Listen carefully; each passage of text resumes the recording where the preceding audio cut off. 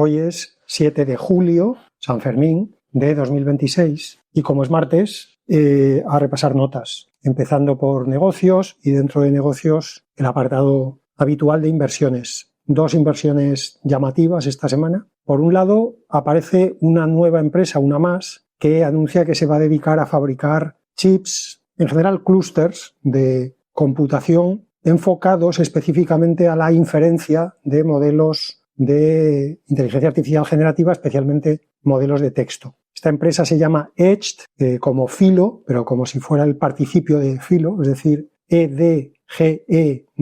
Es una empresa que lleva un tiempo, por lo visto, trabajando, pero ahora hace esto que da tan molón, que es, anuncian que salen del stealth mode, del modo oculto, del modo secreto, modo incógnito. Y salen con alegría, porque salen con $800 millones que han levantado en financiación, con una valoración de $5.000 millones.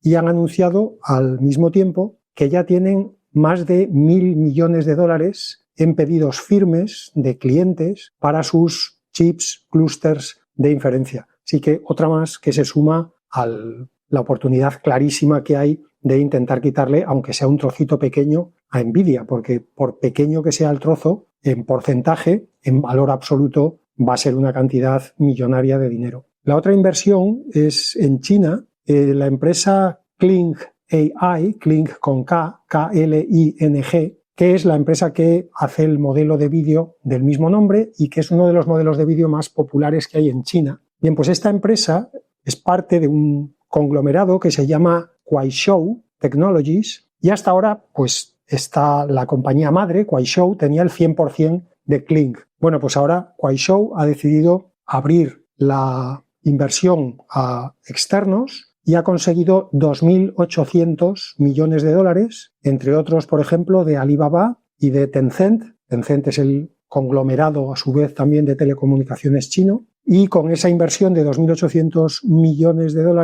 la valoración de la compañía queda en $15.000 millones. Kuaishou mantiene el 68% de la empresa, el otro 32% es el que les cede a estos nuevos inversores. Y este es un ejemplo, porque no es el único, de cómo se está moviendo también el mercado, no solamente en la parte de desarrollo, sino también en la parte de inversión en China, que claramente ha hecho una apuesta estatal por el desarrollo de la inteligencia artificial, básicamente porque si no estuviera el Estado detrás de este empuje, pues en China sería imposible que pasara nada. Cierro inversiones y sobre negocios en sí, solamente un par de cosillas esta semana. Una es que Microsoft ha anunciado que va a crear lo que ellos llaman Frontier Company, una empresa frontera, a la que va a dedicar $2.500 millones y 6.000 empleados, con el objetivo de incrustar a esos empleados en las empresas, en los clientes de Microsoft, para que les ayuden de una maldita vez, esto no lo ha dicho Microsoft, lo digo yo porque es lo que realmente están pensando los de Microsoft, para que ayude de una maldita vez a las empresas a hacer algo con la inteligencia artificial generativa. Microsoft no es el único que ha tenido la feliz idea, ya he comentado aquí en el podcast en su día,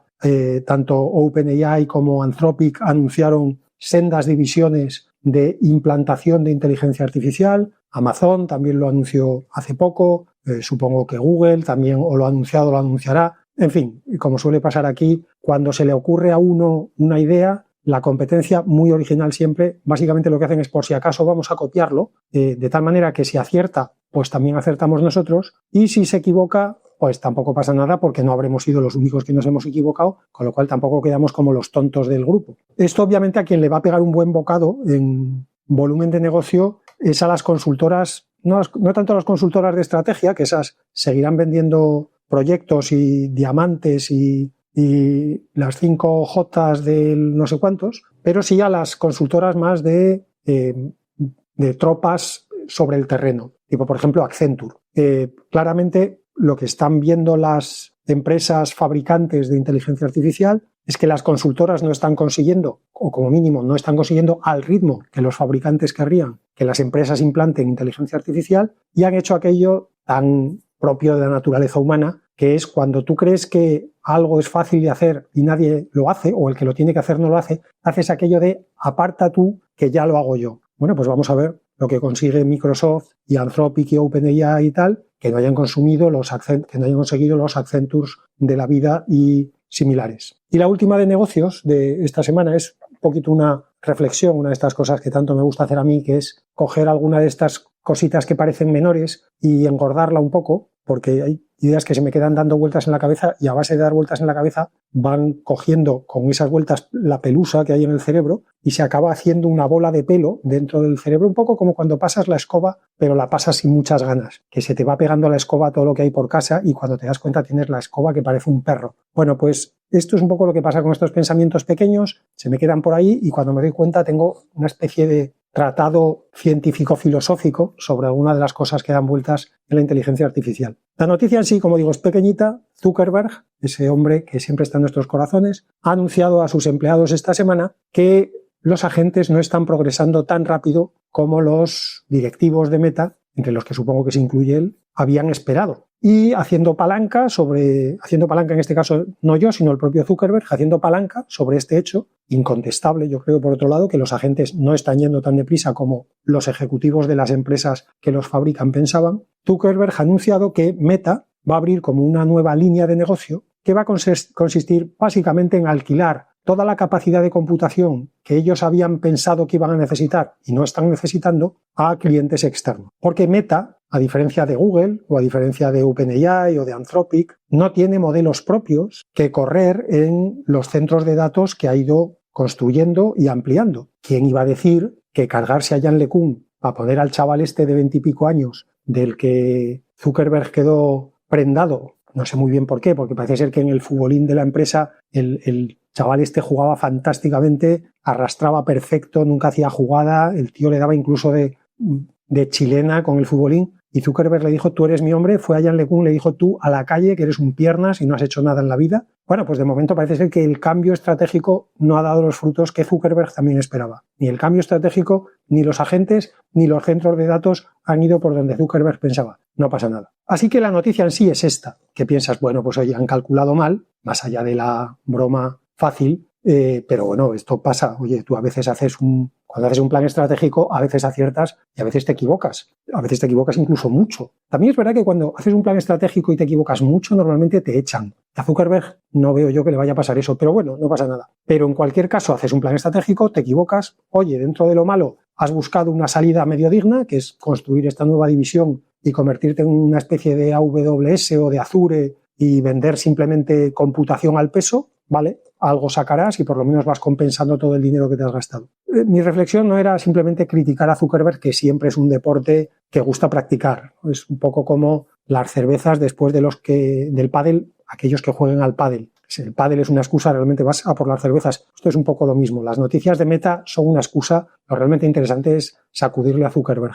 Pero no quería sacudirle más de la cuenta. Lo que se me quedó dando vueltas en el cerebro y cogiendo pelusas es que pensé, no entiendo que Zuckerberg, que claramente de inteligencia artificial igual no sabe mucho, a ver, seguro que sabe, porque he estado rodeado de gente muy buena, pero bueno, quiero decir, igual no sabe tanto como Yann LeCun, muy probablemente. Tampoco tiene por qué, porque él tiene una empresa en la que si tuviera que saber tanto como el que más de todas las cosas que cubre Meta, entonces sí que pobre Zuckerberg no le envidiaría la vida a nadie. Pero de lo que claramente Zuckerberg tiene que saber es de computación, de cómo funciona cualquier negocio que tenga que ver con la computación. Y lo que me extrañó de todo esto, lo que me sigue extrañando, es que no entiendo que un tipo que sabe tanto del negocio de computación o de los negocios basados en computación pensara que la inteligencia artificial generativa iba a evolucionar más rápido. Pero vamos a ver, si hace poco más de 3 años no existía ni ChatGPT, o sea, en 3 años hemos pasado de modelos de lenguaje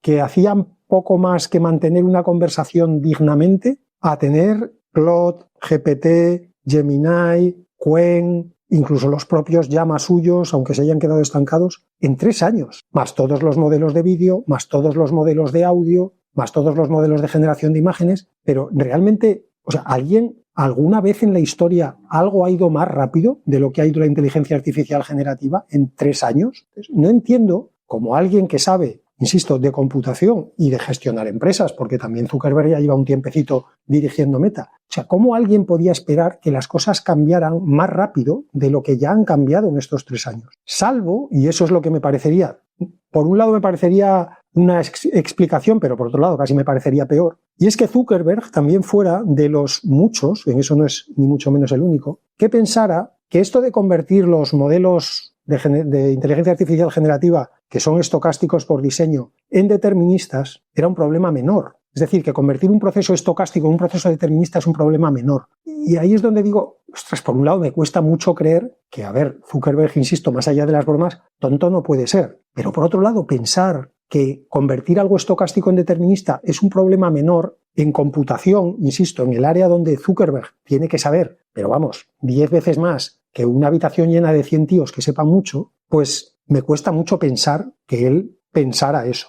Pero por otro lado pienso, pues igual sí. Porque, a ver, yo, lo de Blade Runner, yo he visto CEOs que vosotros los humanos no creeríais. Entonces, pues igual este también pensó que esto del determinismo es un problema menor y que esto en 6 meses vamos a conseguir que los LLMs acierten todas las preguntas que les hagan. No sé, sinceramente en esto no sé qué pensar. Y haciendo todavía más palanca sobre esto, mientras daba vueltas la bola de pelusa en el cerebro, se me vino a la cabeza, me acordé de una vez hace unos meses que hablando con una persona, con un grupo de personas a las que les estaba dando un poquito de orientación sobre la inteligencia artificial, a dónde vamos, cuál es mi opinión sobre hacia dónde va el mercado, hacia dónde va la industria, dónde estaremos dentro de unos años, qué cosas prometen más, qué cosas prometen menos, bueno, estas cosas que de vez en cuando piden. Y en esa charla en concreto se me vino así sobre la marcha una analogía que después he usado más veces, creo que aquí en el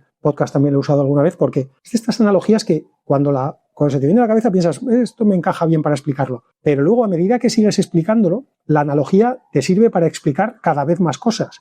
Tú mismo te vienes arriba y piensas, joder, esta analogía es buenísima. Voy a apuntarla rápido en un papel porque si no, cuando terminemos esta reunión se me habrá olvidado y es una pena. La analogía que me salió es la analogía de la electricidad y la bombilla, para explicar un poco, como digo a ese grupo de personas, dónde creo yo que estamos en el desarrollo, en qué momento del desarrollo de la inteligencia artificial creo yo que estamos. Entonces, la analogía es la inteligencia artificial en su conjunto, no la generativa, sino la inteligencia artificial como invento, como disciplina, como lo quieras llamar, es como la electricidad en conjunto. Y la inteligencia artificial generativa sería lo que en su día fue la bombilla, es decir, la primera aplicación práctica, real y con un atractivo más o menos masivo que tuvo la electricidad. La electricidad al principio lo único que parecía que podía solucionar era el problema de tener luz de noche. Entonces, de la misma manera que la bombilla en su día fue una gran aplicación de la electricidad, como digo, probablemente la primera gran aplicación de la electricidad, eso no quería decir que fuera ni de coña la única aplicación de la electricidad. En aquel momento lo fue. Cuando salió la bombilla, la electricidad, como digo, nadie creía que fuera a servir para mucho más que para dar luz de noche. Pero, sin embargo, si miramos la historia, ya con un poquito más de perspectiva, a día de hoy casi podríamos decir que la luz en las bombillas casi son el invento menos importante que nos da la electricidad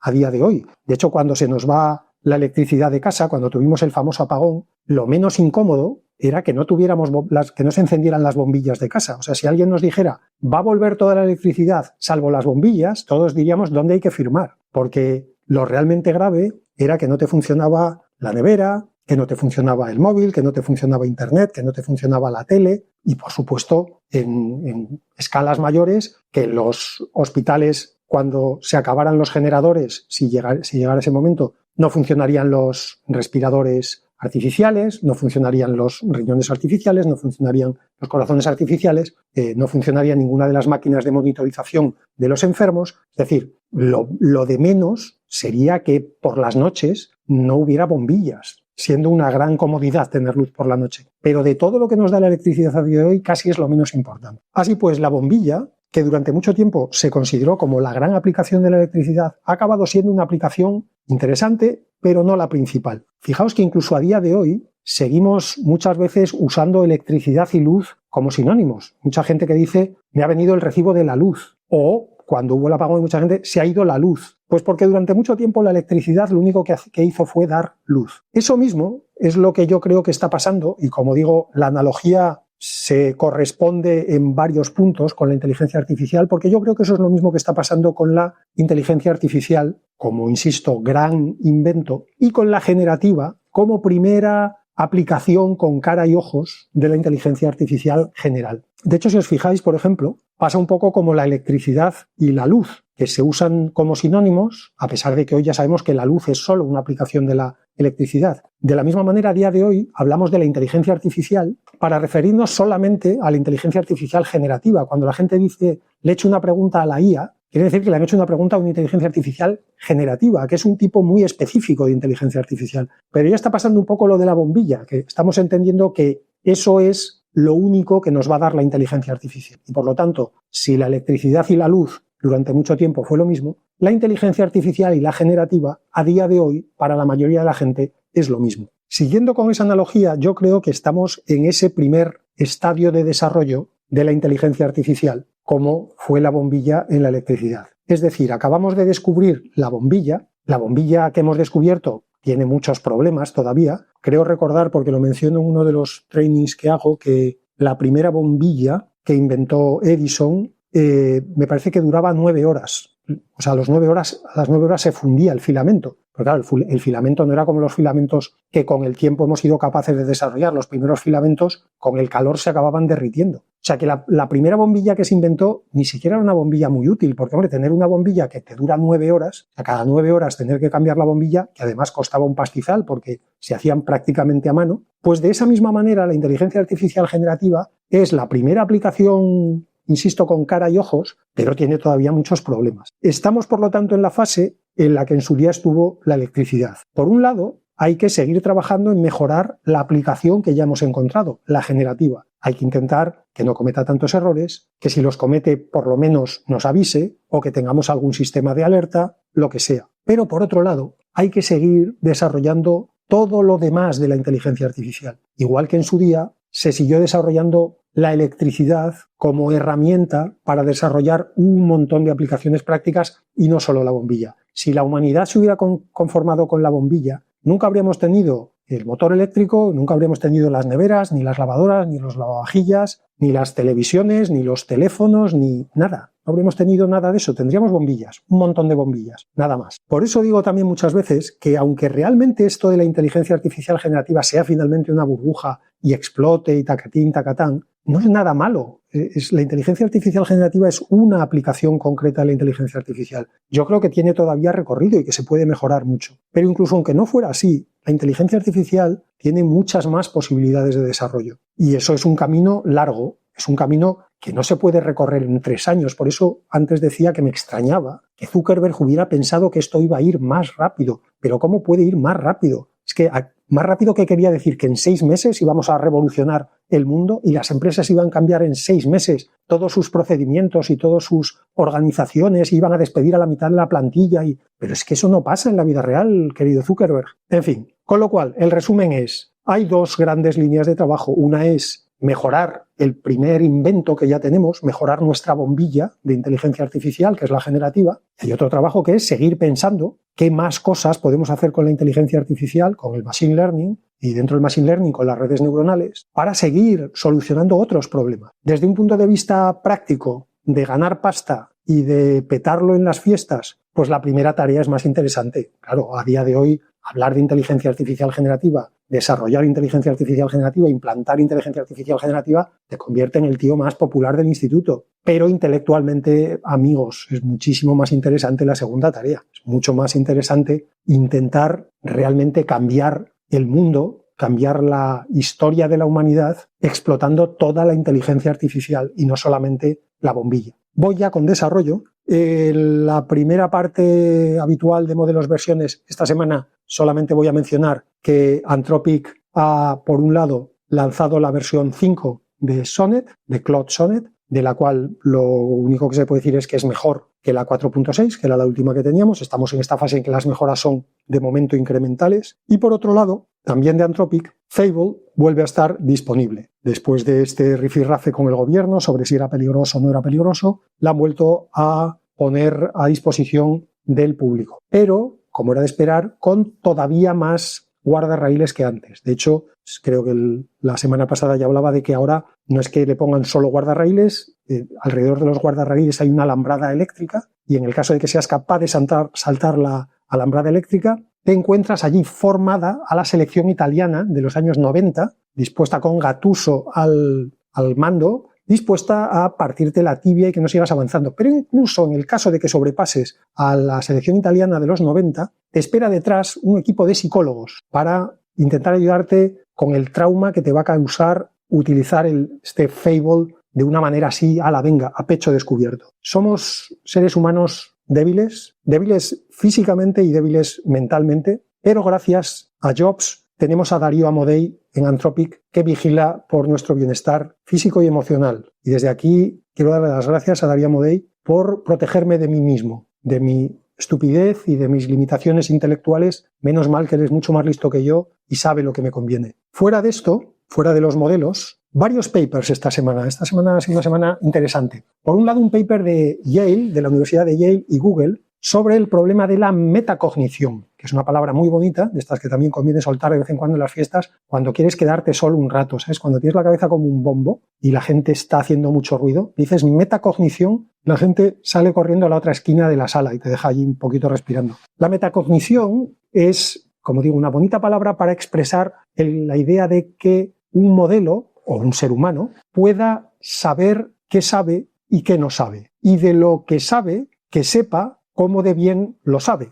Ahora intenta decir esto 5 veces comiéndote un polvorón. Esto, como digo, es un problema que no afecta solamente no es que afecte. Este es un problema que hay que resolver en los LLMs, pero que también hay que resolver en la humanidad. Todos conocemos gente, y el que no conozca, que abra Twitter 5 minutos, gente que cree que sabe cosas que en realidad no sabe. Es decir, gente que no sabe qué sabe y qué no sabe. Ellos creen que saben algo, pero en realidad no lo saben. Hay gente que cree que sabe cuál es la forma del planeta Tierra y creen que es plana. Bueno, pues ellos creen que saben la forma de la Tierra, pero en realidad no la saben. Esto pasa con muchísimos temas. Así que el problema de la metacognición es un problema filosófico fundamental. Un ente inteligente tiene que saber qué sabe y qué no sabe. E insisto, de lo que sabe, tiene que saber también cómo de bien lo sabe. En los LLMs, en el caso extremo, eso se manifiesta con las famosas mal llamadas alucinaciones. Cuando el LLM te da una respuesta equivocada, pero él te da la respuesta súper seguro. O sea, él te dice, esto es así por la gloria de mi madre, que no tiene obviamente madre, quiero decir, por eso la cita tan alegremente. Pero cuando tú le preguntas, ¿estás seguro de eso? Hay muchas veces que él te dice, sí, estoy completamente seguro. Dices, pero ¿cómo vas a estar seguro si me estás metiendo una trola del tamaño del Empire State Building? Pues eso es un problema de metacognición. El modelo no sabe lo que sabe, ni lo que no sabe. Las, insisto, mal llamadas alucinaciones tampoco tienen que ser absolutas. Hay muchas veces que el modelo patina un poco, es decir, te da una respuesta que en general es correcta, pero tiene a lo mejor algunos detalles malos, algunos detalles erróneos. Eso también es un problema de metacognición. Nuevamente, el modelo está mezclando cosas que sí sabe con cosas que no sabe y él es incapaz de distinguir cuáles son cuáles. Bueno, pues en este paper de Yale y Google intentan proponer una primera aproximación, una solución a este problema de la metacognición, que es lo que ellos llaman RLMF. RL, ya sabemos todos que cuando lo empieza por ahí quiere decir Reinforcement Learning, es correcto, y MF viene de With Metacognitive Feedback, o sea, Reinforcement Learning con feedback metacognitivo. La idea de este tipo de Reinforcement Learning, que es un tipo obviamente que se utiliza durante el training del modelo, es que en ese training la recompensa que asigna el sistema de Reinforcement Learning no se asigna simplemente en función de si el resultado que da el LLM es bueno o malo, sino por la relación que hay entre lo bueno o malo del resultado con la seguridad o inseguridad que el modelo muestre sobre la respuesta, valorando ambas cosas entre 0 y 1. Es decir, si la respuesta es buena, la respuesta tiene un 1, si es mala tiene un 0, y luego por supuesto hay grados entre 0 y 1, y si el modelo expresa una gran confianza en su respuesta, le damos un 1, si muestra una muy poca confianza en su respuesta, le damos un 0. Bueno, pues la recompensa se da solamente cuando los dos valores coinciden. Es decir, cuando el modelo da una respuesta buena con una gran confianza o, y esto es lo interesante, cuando da una respuesta mala pero con muy poca confianza. Es decir, cuando el modelo te da una respuesta mala y él mismo dice, yo creo que esta respuesta me la estoy inventando. Y le damos la recompensa porque es, efectivamente, queremos que aprendas lo que sabes, pero también lo que no sabes. Y este sistema es lo que intenta conseguir, que el modelo discierna entre lo que sabe y lo que no sabe. Con las pruebas que han hecho estos tipos de Yale y Google, han mejorado, en el caso más positivo un 63% el rendimiento del modelo entrenado con este sistema frente al modelo entrenado con el sistema convencional. Digo, ha mejorado hasta un 63% el rendimiento en el problema que se llama el problema del FC, que son las siglas del Faithful Calibration, la calibración fiel sería, que consiste justamente en que al modelo lo ponemos a evaluar la seguridad con la que expresa cada una de sus respuestas. Bueno, pues insisto, con este RLMF el modelo mejora un 63% el acierto interno que tiene el modelo sobre sus propias respuestas cuando las considera acertadas. El siguiente paper tiene incluso una cierta relación así tangencial con este. Es un paper que ha presentado una empresita que se llama The Forecasting Company, la compañía de las previsiones. Y lo que han hecho es presentar un modelo que ellos han llamado fundacional. Esto de fundacional, en fin, pues ya sabemos que se utiliza cuando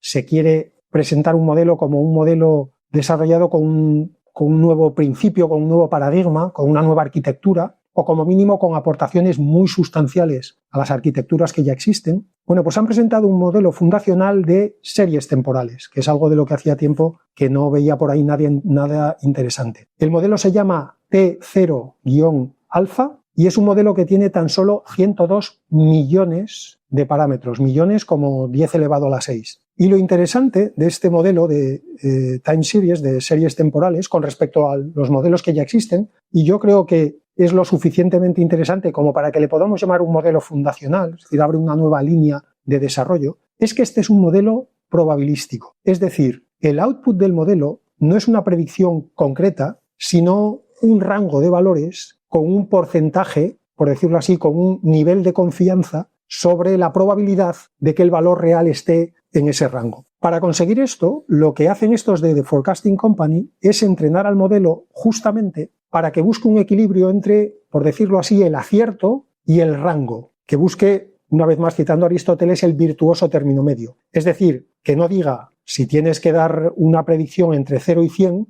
que tu predicción sea, yo predigo que el valor estará entre 0 y 100, y lo predigo con un 100% de exactitud. Es, hombre, claro, has cogido todo el rango de valores, obviamente vas a acertar seguro, pero es una predicción que no nos sirve para nada. O en el otro extremo, que tampoco nos diga, la predicción será exactamente 83,352960412. Ahora, la probabilidad de que sea justo ese valor es de un 0,0000001%. Pues estamos en el otro extremo. Me has dado una gran precisión, pero me has dado un rango muy pequeñito, pero me has dado muy poca precisión, me has dado una probabilidad de éxito remota. Pues durante el training, justamente lo que hace el modelo es ir encontrando, como digo, ese virtuoso término medio entre dar rangos que sean útiles y dar un nivel de acierto aceptable. Es decir, que el modelo nos diga algo como el valor esperado será un valor que estará entre 62 y 67 y estará ahí con un 95% de certeza. Hombre, eso es una predicción muy buena. Y por eso decía que tiene una relación medio tangencial con el paper anterior, porque lo que busca este modelo, este T0-alfa, es algo similar a lo del RLMF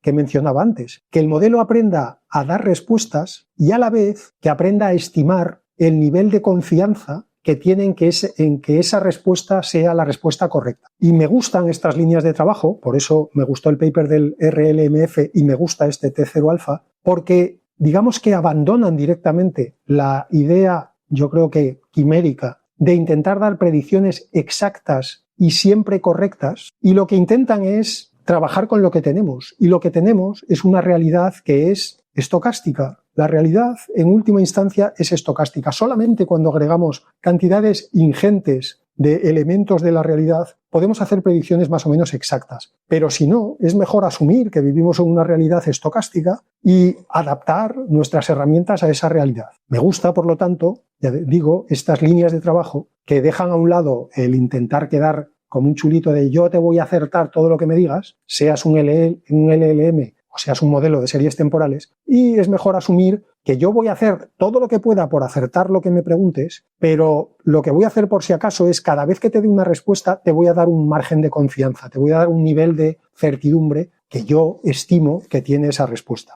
Por lo demás, este T0-alfa, digamos en cuanto al a la estructura en sí del modelo es un transformer. El transformer no deja de sorprendernos con la cantidad de aplicaciones que está teniendo. Y el transformer trabaja de una manera parecida a como trabaja cuando lo utilizamos para generación de imágenes. Es decir, trabaja con patches, trabaja con trozos. En este caso, el modelo lo que recibe como input son patches de 32 puntos, de 32 data points del pasado, y lo que hace es una predicción del siguiente patch, de los siguientes 32 puntos en la serie temporal. Además de eso, el modelo es open source, está disponible en Hugging Face, así que todos son buenas noticias en este paper. El siguiente paper de esta semana es que Google ha presentado un modelo que se llama TAP-FM, TAP como la inicial de table, de tabla, porque es un modelo justamente para usar con tablas de datos, es decir, con cualquier base de datos tipo SQL o similares. El modelo permite trabajar con tablas tanto para regresión, es decir, para hacer predicciones, como para clasificación, que son las dos tareas típicas de cualquier sistema de inteligencia artificial que se precie. Nuevamente, como el modelo de Time Series, ya existen modelos destinados a trabajar con tablas de datos, lo novedoso en este de Google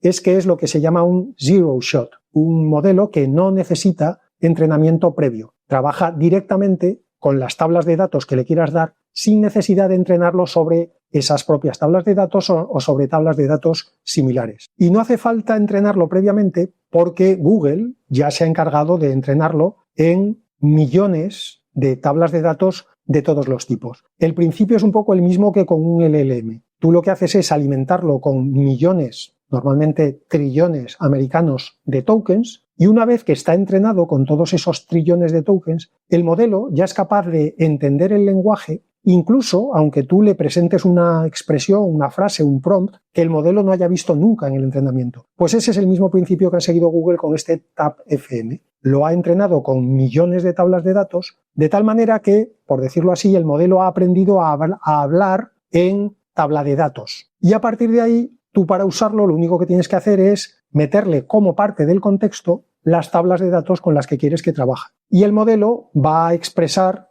va a emerger, como pasó con los LLMs, la propiedad del in-context learning. Es decir, el modelo es capaz de aprender de lo que tú le pasas en el contexto, sin necesidad, insisto, de entrenamiento previo. No es exactamente como un LLM, obviamente, porque para empezar el texto es unidimensional, mientras que las tablas tienen dos dimensiones. Por otro lado, en el texto el orden es crucial, el orden de las palabras, mientras que en una base de datos de SQL, el orden de las columnas y el orden de las filas normalmente no importa, con lo cual, por ejemplo, el posicionamiento de tokens, que es muy importante en los LLMs, aquí tiene una importancia cuaternaria. Pero, insisto, más allá de los ajustes que han tenido que hacer, que habrán sido muchos, porque si no, no habrían tardado tanto, conceptualmente el principio es el mismo que el de entrenar a un LLM. De hecho, el modelo lo que tiene por debajo también aquí es otro transformer con su mecanismo de atención que, como decía antes, toma un prompt, incluido todo lo que tú le quieras meter en el contexto de ese prompt, y es capaz de aprender de lo que haya en el contexto,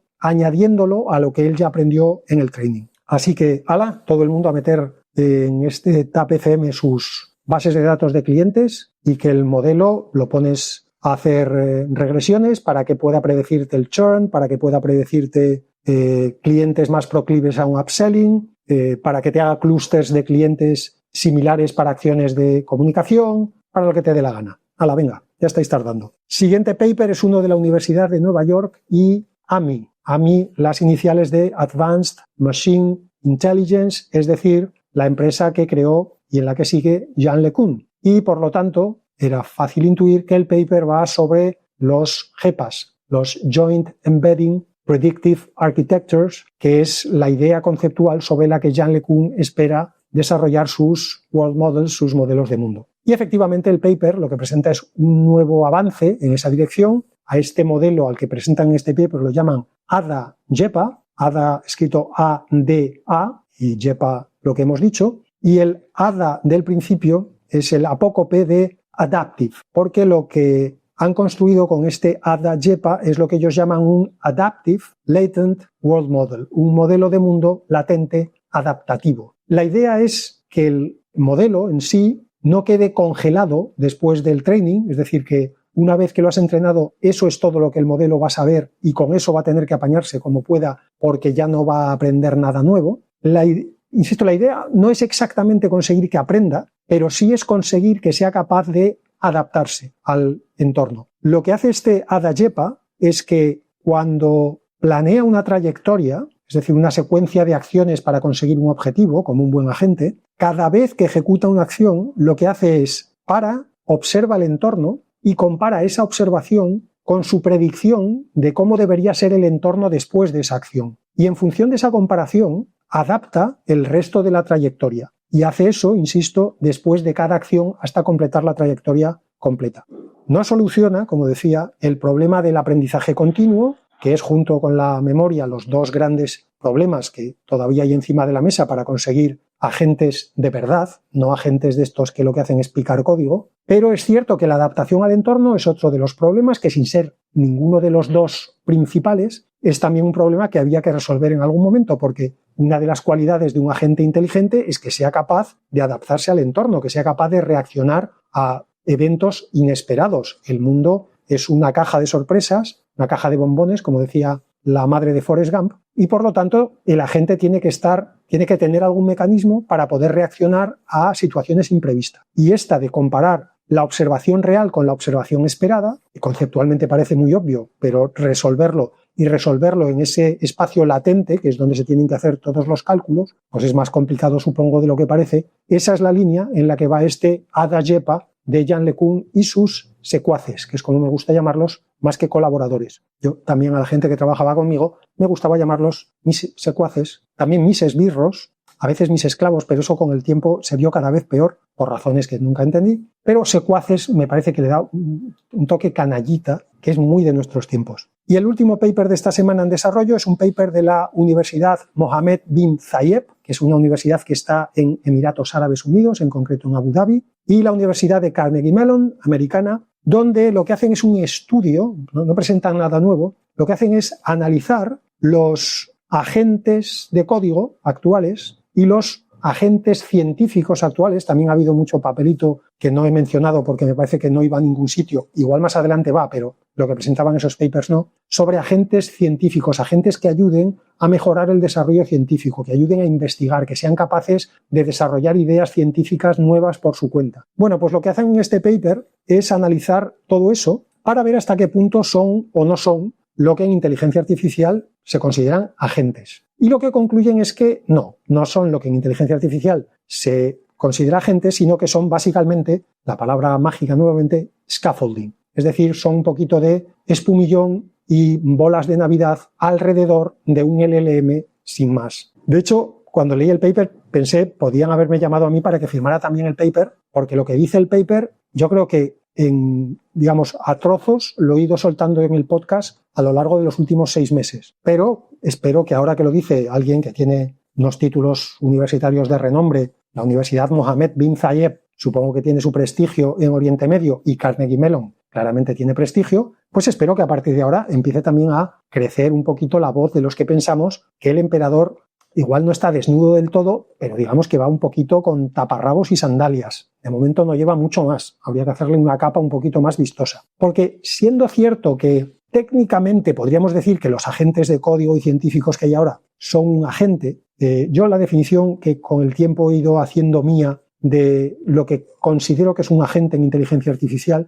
y es una definición muy mínima, es decir, intento ser muy generoso en la definición de agente. Yo considero que un agente es un ente, un sistema, como le queramos llamar, que es capaz de, dado un objetivo, elaborar un algoritmo que lleve a su consecución y, lo más importante, ejecutar ese algoritmo. Insisto, es una definición muy generosa, es un mínimo muy mínimo, pero yo creo que, sin poder expresarlo cuantitativamente, lo que todos pensamos, todos los que llevamos unas ciertas décadas en inteligencia artificial, o lo que todos esperábamos durante muchas décadas, es que un agente tiene que ser capaz de elaborar un algoritmo y ejecutarlo para conseguir objetivos un poquito complejos. Hombre, escribir un programa de Python no es un objetivo especialmente complejo. Técnicamente es verdad que si el agente es capaz de hacer un algoritmo para escribir el programa de Python y después ejecutar el algoritmo y darte el programa de Python que tú le habías pedido, técnicamente ha hecho una tarea de un agente. Pero ya digo, yo creo que implícita, de la misma manera que es difícil expresar qué es exactamente la inteligencia, es difícil expresar exactamente dónde está el límite entre ser agente y no ser agente. Pero yo, sinceramente, después de tantas décadas esperando a que pasara algo gordo en inteligencia artificial,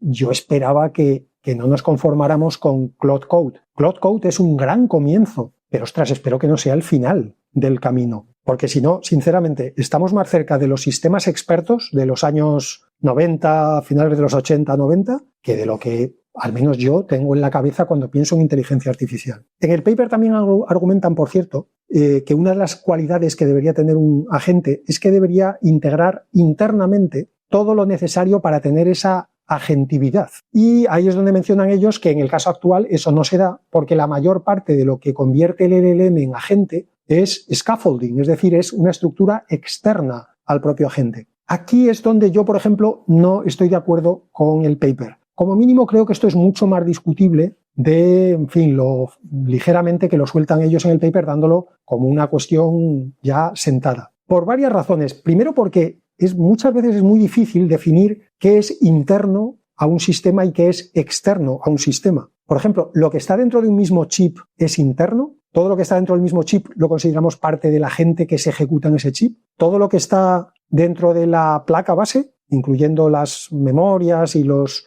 buses de datos y tal, todo lo que está dentro del mismo servidor, todo lo que está dentro del mismo centro de datos. Es decir, ¿qué es el agente? ¿Dónde están los límites del agente exactamente? Y luego, por otra parte, los seres humanos también utilizamos herramientas externas para hacer muchas de nuestras actividades agénticas, empezando por nuestros antepasados remotos que inventaron las herramientas de sílex y llegando hasta nuestros días cuando todos cada 2x3 consultamos cosas en Google o a día de hoy le preguntamos cosas a ChatGPT. El hecho de que tengamos herramientas externas para algunas de las tareas que realizamos no quiere decir que esas tareas ya no estén realizadas por un agente inteligente. Porque entonces eso querría decir que nosotros somos a veces agentes inteligentes y a veces no. Con lo cual, este es un punto donde yo me separo del paper. Se lo haré saber a los de la Universidad Mohammed bin Yaseb la próxima vez que vaya a Emiratos, que voy mucho allí, unos campos de golf espectaculares. Pero de momento lo dejo aquí dicho por si alguien se va a adelantar en irse a decir a los de la Universidad de Mohammed bin Yaseb, que conste ya en acta que yo lo he dicho primero. En el caso de que haya royalties para repartir, ya os doy luego el número de cuenta. Pero bueno, en general estoy de acuerdo con el paper. Este es no es un matiz, digamos, este es el punto más gordo en el que discrepo de ellos, pero en general estoy de acuerdo. Yo a los agentes de código actuales no los considero agentes. Ya digo que me parece que están más cerca de un sistema experto que de otra cosa. Y de hecho de ahí viene un poco mi desinterés intelectual por los agentes, que no quita, como digo siempre, que me parezcan muy útiles. Yo también me he montado un Hermes en un VPS y lo he puesto a hacer cosas y de vez en cuando yo también me quedo flipado con las cosas que consigue hacer el Hermes que tengo montado ahí. Pero a día de hoy no me parece, repito, lo que yo durante décadas me imaginaba en mi cabeza que serían los agentes inteligentes cuando se consiguieran fabricar o desarrollar. Y termino con las pildoritas. La semana pasada mencioné que Unitree había puesto ya a la venta un humanoide por menos de $5.000 y esta semana, mira qué casualidad, he visto algunas noticias más sobre otras empresas que también han empezado a poner a la venta robots de propósito general, no todos humanoides, de hecho la mayoría no humanoides, algunos tienen ruedas, otros tienen como una especie de pedestal fijo que tienes que mover tú en función de dónde quieras que haga la tarea, pero todos ellos por debajo, no de los 5.000, pero de los $10.000, que me ha parecido para empezar un precio más que razonable. Por ejemplo, Nori, N-O-R-I, Nori Robotics, vende un robot con 2 manitas por menos de $1.400. Este es el más barato que he encontrado. En el segmento medio, alrededor de los $3.000, está otro de BracketBot. Este es de los que tienen ruedas. Y luego está Weave, que de esto se ha hablado alguna vez en el podcast, W-E-A-V-E, que ya han puesto a la venta su modelo Isaac One. Bueno, Isaac en inglés, Isaac 1. De este, como digo, ya hablé en su día. Ya está a la venta por $8.000 con entregas a finales de este año, empezando por, como no, California, que es donde todas estas cosas se venden primero. También a veces en Austin, Texas, como he mencionado muchas veces, pero para venderlo en Austin le tienes que poner o bien un sombrero vaquero o bien cuernos. En ese caso, en Texas te conviertes en líder en ventas. Siguiente pildorita, ByteDance y Alibaba han anunciado que van a retirar del mercado, del uso, a los chats de compañía de sus modelos Doubao, que es el de ByteDance, y Qwen, que es el de Alibaba. Es decir, eran unas variantes de sus aplicaciones de chat que te permitían construir como una especie de compañero a medida al que contarle las penas. Y básicamente esto viene porque el gobierno chino ha empezado a preocuparse por la dependencia emocional que esos compañeros virtuales estaban generando en muchas personas. Y la pildorita viene porque tanta discusión que tenemos sobre si un modelo de inteligencia artificial es inteligente o no, o sobre la inteligencia artificial es generativa o no, y luego de repente te encuentras con que esas inteligencias artificiales que nosotros decimos que no son inteligentes, tienen enganchados a millones, probablemente cientos de millones de seres humanos a los que por definición le damos la condición de inteligente. Luego, si es tan fácil engañar a un ser humano aparentando inteligencia, pues a lo mejor es que el límite de la inteligencia artificial humana, de la inteligencia artificial general, igual no está tan alto como creen los que hacen los debates sesudos sobre si algo tiene inteligencia o no tiene inteligencia artificial. Siguiente pildorita también tiene que ver con robots humanoides, pero en este caso no sobre ventas, sino sobre una presentación, digamos, en sociedad. Una empresa que se llama UBTech, que es una empresa también china, escrito UBTech, Tech como el comienzo de Technology. Curiosamente, en medio de este debate que hay en China sobre los compañeros emocionales, ha presentado un robot humanoide cuyo propósito es ser un soporte emocional en el hogar. Lo han presentado así abiertamente. Es decir, es un humanoide que no te va a fregar la casa, no te va a planchar la ropa, no te va a fregar los platos, simplemente se va a sentar contigo a que le des la brasa, contándole lo especial que eres, lo poco que la humanidad te reconoce, lo especial que eres, la cantidad de problemas que tienes en tu vida por culpa de los demás, a pesar de que tú eres muy especial y muy brillante y por lo tanto no se entiende que tengas tantos problemas, y el robot aguantará con una paciencia que ríete tú de Confucio. Confucio ya se habría cortado las venas, mientras el robot sigue poniendo cara de interés a que tú sigas contándole una y otra vez la matraca de todo lo injusta que es la vida contigo. Pues ahí está el robot aguantando. El robot tiene un aspecto un poco, es siniestramente humano. Para empezar, tiene piel de silicona, lo cual los que lo han tocado dicen que da un poquito de grima. Tiene además tamaño humano. El robot tiene dos versiones, hombre y mujer. La versión hombre mide 1,83 m. Esto vamos a ver, los chinos aquí se han tirado un poquito el pisto. Poner como medida estándar 1,83 m, venga hombre. Y la versión femenina mide 1,68 m. Esto solo lo pueden hacer los chinos, porque en Occidente, como hagas un robot hombre y una mujer y hagas uno más alto que otro, tienes ya encadenados en la plaza de todas las ciudades a una colla de 100 tíos protestando porque te estás cargando el planeta, tú solo, single-handedly. Pero en China estas cosas las pasan más por encima un poquito porque el gobierno está para otras cosas, no está para estas...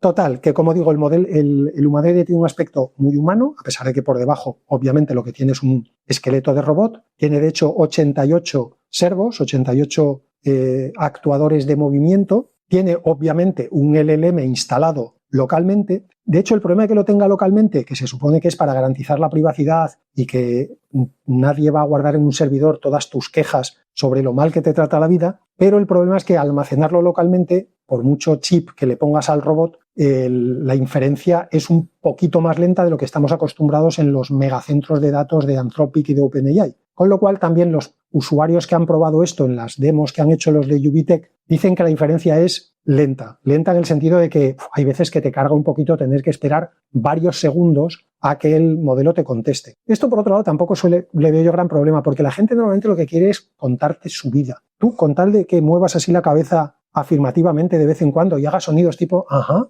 anda, fíjate. Yo creo que para eso tampoco hace falta un LLM de última generación. Como digo, el modelo no está todavía a la venta, pero estiman que el precio de venta da un rango un poquito amplio. Esto me recuerda a lo de los modelos de series temporales anteriores con lo del espectro de la respuesta, porque dicen que el precio estará entre 20.000 y 150.000 dólares. Hombre, no sé, igual es que hay varias versiones. Igual la de 20.000 es la que simplemente hace lo de, ajá, anda, fíjate, y la de 150.000 ya te da un poquito más de conversación y te dice, joder, deberías fundar un partido político y convertirte en el líder que el planeta necesita. Esas ideas tan brillantes no se pueden quedar en tu cabeza. Sal a la calle y grítalas a los cuatro vientos. Y luego, cuando la policía te detenga, por escándalo público, el robot incluso te irá a visitar a la cárcel y te llevará una lima metida en el bizcocho que él mismo habrá hecho. Bueno, él mismo no, porque este, como he dicho antes, no hace tareas domésticas. Este es solo soporte emocional. En resumen, el modelo da un poquito de grima por lo que dicen, pero oye, yo recuerdo, soy lo suficientemente mayor como para recordar los tiempos en los que los primeros móviles que se veían por la calle parecían una fricada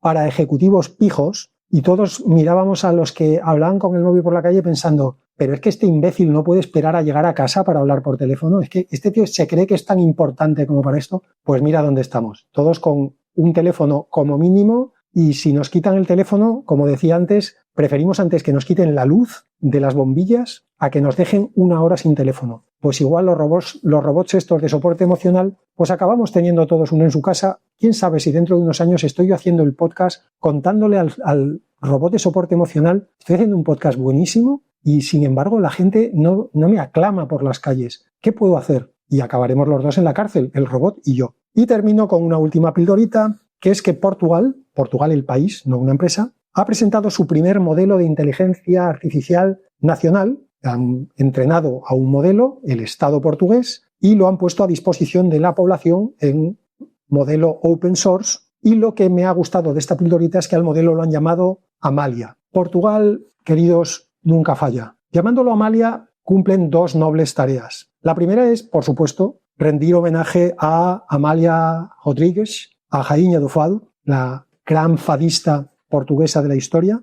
Y el segundo noble propósito que cumplen es que al no llamarlo Cristiano Ronaldo, ahora mismo Cristiano Ronaldo tiene que estar rabiando de dolor entre la eliminación del Mundial y que Portugal no le haya llamado Cristiano a su primer modelo de inteligencia artificial, no descartemos que ahora mismo haya 26 psicólogos en casa de Cristiano Ronaldo. Así que, como digo, Portugal nunca falla. Como decía Siniestro Total, menos mal que nos queda Portugal. Eso ha sido todo. Hasta cuando sea.